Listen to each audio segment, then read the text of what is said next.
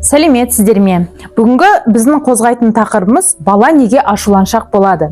Яғни баланың ашулануы ол баланың ішкі өзін сезімдері. Мені естіңдер, мен өз ойымды айтқым келіп жатыр деген ол сигнал болып табылады. Яғни балаға егер өзін агрессивті мінез құлық көрсетуі, ол өзінің ішкі сезіммен, өзінің сезімдерімен күресуі болып табылады. Ол күресу арқылы ол сыртқы мектепке болсын, отбасыда өзінің агрессивті мінез құлығын көрсетеді.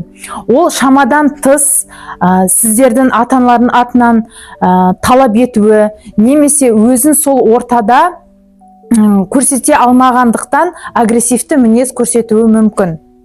Ол жамандық емес, ол баланың өзін өзі көрсетудің бір амалы болып табылады. Ашуланшақтық жас ерекшелігіне байланысты екіге бөлуге болады. Яғни 2 мен 4 жас аралығында баланың енді тілі дамып, дене бітімі дамып келе жатқанда ашулану болса, ол баланың тіл мен сөзін жеткізе алмағандықтан ашулану. Яғни оған бір зат керек болады, ол заттың сөзін айта алмайды, яғни ол ашуланады. Егер де күнделікті өмірге ол ашулану сіздің күнделікті өмірге зиян келтірілсе, медициналық мамандарға жүгіну қажет. Екінші кезең, яғни ол біздің жасөспірім кезең 12-16 жас аралығында. Ол жас уақыт баланың мінезі қалыптасуы, өзінің мені, өзінің тұлғалық дамуы, гормоналдық дамуына байланысты бала өзінің эмоциясын басқара алмайды. Ол жеткіншек те емес, бала да емес, сондай кезеңде оған эмоциясын өзі басқара алмағандықтан ол агрессивті мінез көрсетуі мүмкін. Енді бізге ата-аналар біріншіден бізге уақыт керек, сабыр сақтау керек, және де баланы көп тыңдай білу керек. Олардың ішкі сезімдерін бізде ұғынуға жөн, немесе психолог мамандарға жүгінуге болады. Біздің ата-аналардың байқамай үйде жасайтын қателіктер. Яғни отбасы болғандықтан жанжал болады. Бірақ ол жанжалды баланың көзінше көрсетуге болмайды. Бала жанжалды көрсе, өзін сенімсіз сезінеді. Яғни ол болашақ жасөспірім болғандықтан ана образын сізден алады, әке образын.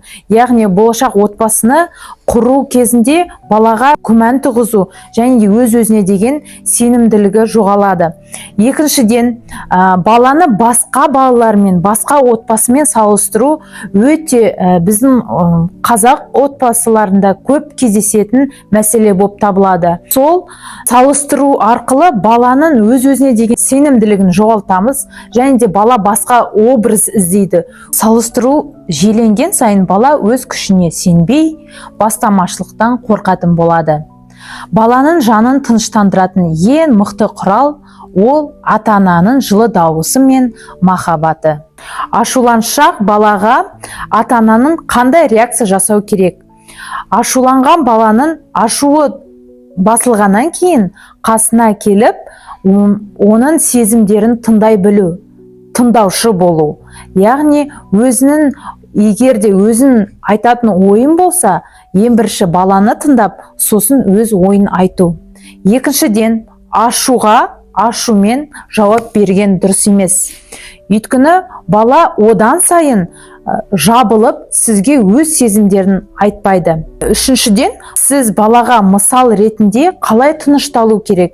Егер де ата-ана тынышталса, бала да өзін тыныш сезімге келеді. Яғни отбасы ол біздің үйдің ұйытқысы болғандықтан ана тарапынан да, бала ер адам болса, әке тарапынан да бірге балаға махаббат сезімін беру арқылы, қарым-қатынас арқылы балаға осы ашулану сезімін қалай жеңуге болатын жолдарын бірге көрсету. Немесе психологтарға жүгіну керек. Құрметті ата-аналар, сіздерде осындай сұрақтар пайда болса, астындағы номерге хабарласып, немесе QR-код арқылы оператормен байланысуға болады. Біз сіздерді күтеміз.